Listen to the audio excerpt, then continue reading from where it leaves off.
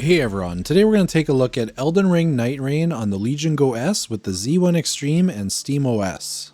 We'll test out a few settings as well as see what's the minimum TDP we can go with to get 30 FPS. We'll start off at 40 watts with max settings and 800p, and this game is running amazing. Like, we're in the 50s here, so not quite 60 FPS, but pretty close. This actually seems to be running better than any of my Windows handhelds, which is pretty crazy. Now we're going to switch over to high settings and 800p 40 watts. Here we're not actually doing any better than we were on the max settings. Seems to be in the high 50s, not quite 60 FPS, but this is quite playable, especially with a VRR display. Having VRR smooths it out a ton, so it's not that much different of an experience compared to 60 FPS.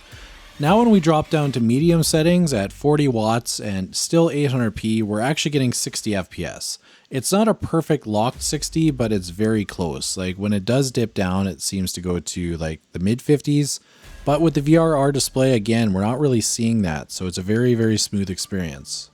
And when we drop down to low settings, here we're going to get pretty much a locked 60 FPS. I think it dips like once or twice, but this is probably the best experience you're going to get as far as smooth gameplay. I did notice that it didn't push above 60, so I don't know why that's limited.